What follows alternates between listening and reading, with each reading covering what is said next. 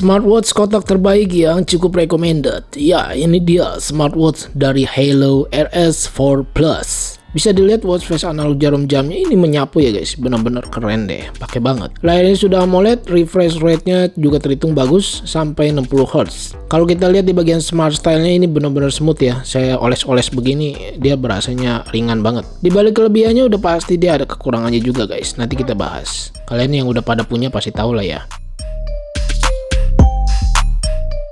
Yang saya suka lagi ini di bagian strapnya bagus guys. Dia dengan model strap magnet yang cuma ditempel aja nih. Kualitasnya juga solid, tidak terlihat seperti strap murah ya. Ukurannya adalah 20 mm. Kita bisa lihat di sini ada tulisannya sih. Quick release dia ada di sebelah kanan, jadi cukup mudah untuk dibuka pasangnya. Dan jadi catatan kalau kita lihat di bagian tangkai looknya ini terlihat panjang ya guys. Jadi kalau kita pakai apalagi di lengan saya yang kecil dan kurus terlihat lebih panjang nih guys. Jadi lebih daripada pergelangan tangan saya ya.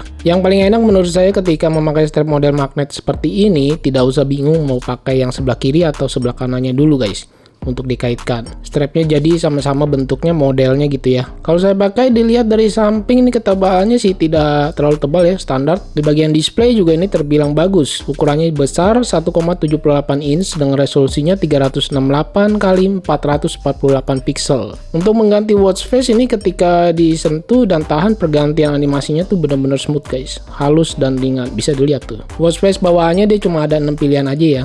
Dari smartwatch-nya nanti kita bisa tambah lagi melalui aplikasinya Hello Fun yang menurut saya ini udah lumayan banyak sih. Dan jadi kekurangannya di bagian crown ini tidak bisa berfungsi ya. Jadi hanya bisa ditekan aja, tidak bisa diputar. View UI yang tersedia dia hanya ada satu pilihan. Kalau dari crown-nya ini ya, dia tidak bisa diganti-ganti dengan double klik. Tetapi kita bisa mengganti view UI-nya kalau masuk ke dalam setting, pilih show atau tampilan. Di sini kita bisa pilih yang paling bawah, view mode. Dia tersedia 3 pilihan view UI, jadi bisa diganti secara manual masuk ke setting. Saya cukup suka dengan animasi dari smartwatch ini guys, begitu smoothnya. Di menu toggle terlihat juga cukup banyak pintasan aplikasi seperti Raise to Wake. Kita bisa aktifkan dengan mengklik sekali aja nih, tap sekali aja. Oh ya, satu hal dia tidak bisa tap to wake, jadi hanya bisa Raise to Wake aja. Ya, saya suka lagi dari smartwatch ini di bagian baterainya ini awet guys, pakai banget. Ini sudah sekitar 1 mingguan nih guys, tapi nggak habis-habis, turunnya sekitar 40%-an lah. Emang sih jarang terhubung ke Bluetooth dalam mode standby aja nih, tapi menurut saya ini udah lumayan awet. Ya mungkin juga fiturnya ya tidak terlalu banyak, tidak ada Bluetooth call. Kita bisa lihat di bagian sisi kiri kanan belakangnya ini tidak ada lubang speaker dan mic. Dan harusnya sih dia udah ketahanan airnya udah oke lah ya. Kita lihat sekilas di menu utamanya ada kalkulator nih, mantap. Jadi nggak usah dicari-cari lagi ya. Music Bluetooth-nya juga terbilang lengkap. Ini ada pengaturan volume di bagian bawahnya. Sekedar info, mungkin kalau untuk model strap magnet begini, kurang hati-hati kesenggol bagian ujungnya ini bisa kelepas ya, secara tidak sengaja. Jadi harus lebih hati-hati lagi ketika memakainya nih guys. Buat kamu yang berlengan besar ini juga menurut saya strapnya agak kekecilan. Karena kalau kita lihat di bagian strapnya ini cukup pendek ya, tidak terlalu panjang banget. Lalu ukurannya juga dia 20 mm lebarnya. Kita lihat di bagian heart rate, UI-nya nih cukup bagus. Dia berjalan secara dinamis atau berkelanjutan. Lalu juga ada stress monitoring di sini, agak lama nih guys untuk loadingnya ya. Dia berhenti dan muncul sekali begitu aja guys. Lanjut di bagian SPO2, kita harus slide dulu nih ke atas dan pilih measure gitu ya kira-kira. Ini baru bisa diaktifkan, jadi kalau didiamin gitu dia nggak akan aktif ya, tidak akan menghitung bagian SPO2 ini. Jadi harus diklik. Ya, terlihat dia berhenti nih guys, tidak berjalan dinamis ya. Dan terakhir ini ada temperatur body, ya juga keren nih guys, ini komplit juga ya fitur kesehatannya. Cuma yang nggak ada nih blood pressure guys, BP ini nggak ada ya.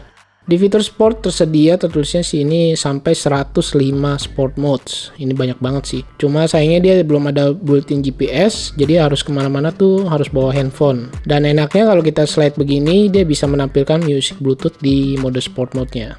Sekarang kita lihat di bagian setting display. Brightness ini tidak ada auto brightness ya. Jadi dia setting secara manual aja. Screen time off lumayan lama, 30 detik. Raise to Wake kita bisa aktifkan di sini. Dan sistem about device name-nya adalah Halo RS4 Plus untuk dihubungkan nanti ke smartphone kita. Dan catatan ini saya coba koneksiin ke iPhone. Ini agak susah connect-nya ya. Entah kenapa deh. Lebih gampang ke Android sih. Asli ini keren banget sih. Saya suka dengan display screen-nya lancar, pakai banget. Oh ya, dia juga ada fitur kalender nih, fitur tambahnya ya. Mantep. Dia hitungannya per bulan, tampilannya seperti ini. Fitur tambahan lainnya seperti stopwatch, timer, alarm udah pasti ada. Notifikasi telepon WhatsApp ini bisa menampilkan nama penelpon langsung ya. Ini cukup baik sih, mantap. Notif chat WhatsApp juga dia bisa membaca banyak karakter dan fontnya terlihat rapi. Ukuran bagian lebarnya dia cukup kecil nih guys, 37 mm. Nah, yang di bagian panjang looknya ini sekitar 54 mm lebih, cukup besar ya. Dan tebalnya juga menurut saya ini cukup tipis ya, dia tidak sampai 12 mm.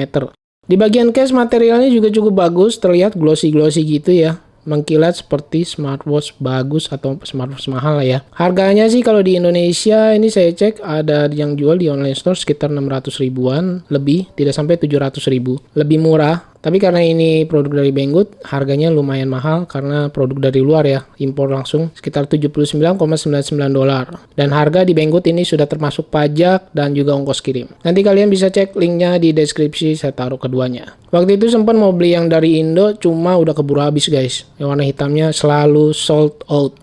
Jadi kebanyakan warna-warna lainnya. Saya cukup suka dengan Halo RS4 Plus ini, bagian displaynya bagus, desainnya juga tipis, strap magnetnya bagus, build quality oke, cuma dia belum ada Bluetooth call guys. Saya sih nggak bermasalah dengan Bluetooth call, nggak ada nggak apa-apa.